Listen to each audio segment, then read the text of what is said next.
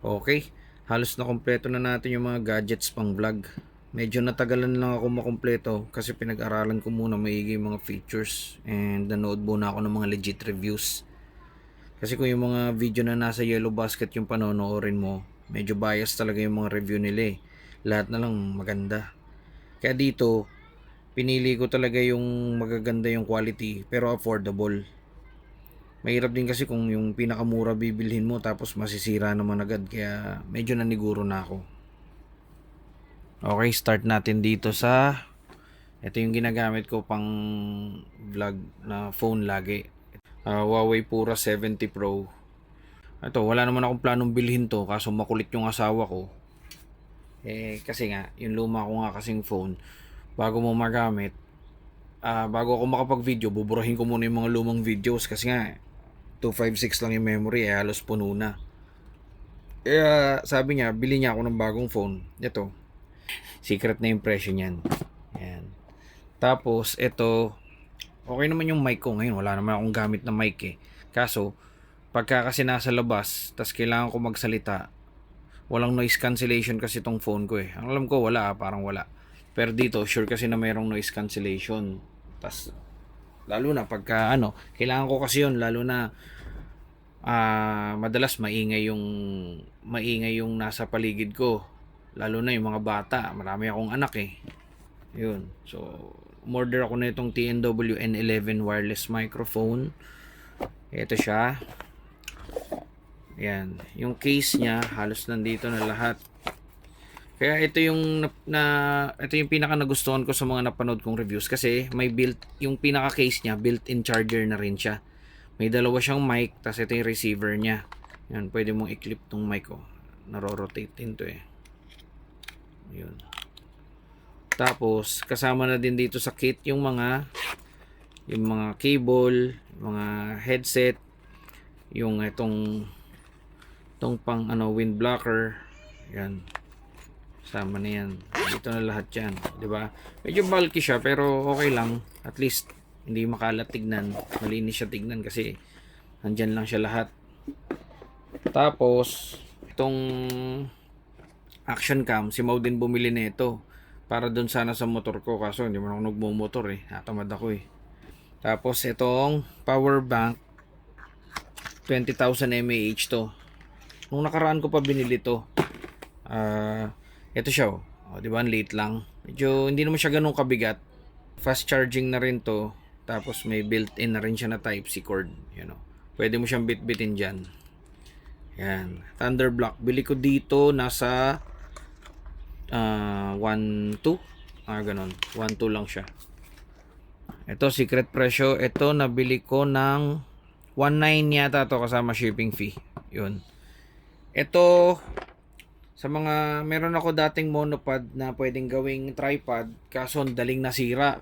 Yun nga, yung sinasabi ko kanina, mura kasi yun. Kaya ang bilis lang nasira. Ito mukhang heavy duty to. Na napanood ko to sa mga reviews. Sa lahat ng napanood ko, ito may pinakamagandang review talaga. Yeah, isa sa nagustuhan ko dito itong niya. Itong remote niya na rechargeable na. Tapos Type-C pa siya. Ayan. Kaya hindi mo na kailangan bilhan-bilhan ng battery na bilog na manipis. Yan o. Meron na rin siyang gimbal ba tawag dyan. Tapos merong lagayan ng ilaw dito. 1.8 meters ang haba nito. Kaya isa to sa pinaka nagustuhan ko talaga. Ayan. Tapos itong ilaw na to. Yan. Tofu light sana yung bibilin ko eh. Kaya lang sobrang mahal eh.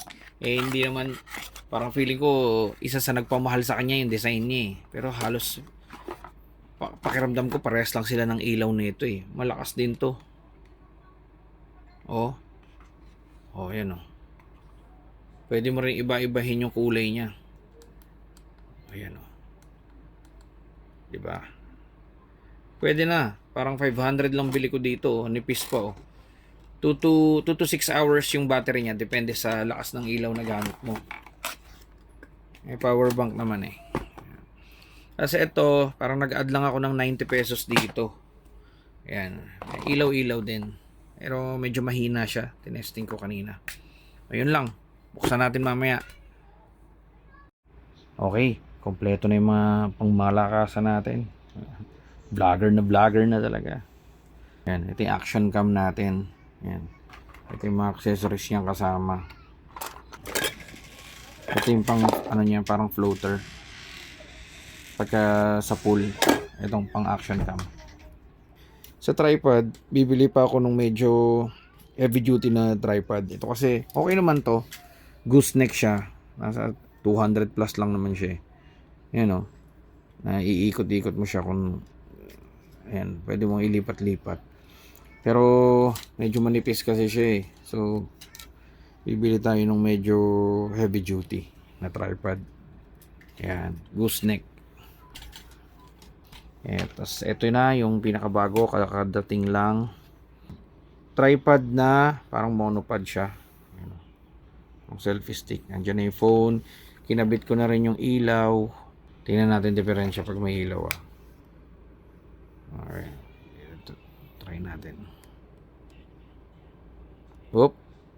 Ayan o. Palitan natin ng... Ayan, napapalitan siya. Nice. Okay. Kasi ito, maganda dito, ito, naiikot-ikot siya. Ano bang gimbal ba tawag dyan? Hindi ko sure eh. Ayan. Tapos, pag pinahaba mo siya, alam ko, ano to eh, 1.8 meters ang taas nito. Ayan o. Haba o. O yan, haba o. Yan. Hindi natin siya masyadong gagamitin. Ang okay naman yung ano niya. Matibay naman siya. Yan. Kagandahan dito, ang dami niyang ano, mount tsaka clips. Pwede mo siyang i-adjust. Kung pababa yung kukuhanan mo, pwede mo siyang iyuko. Kasi ito, i-adjust lang dito. Maluluwagan to eh. Ayan. Yan, pwede mo siya ibaba. Tutok mo rin sa baba yung ilaw mo. Ayun. 'Di ba? Pagpababa yung kukunan mo. Yan. Okay. So, tripod na lang ang kulang natin.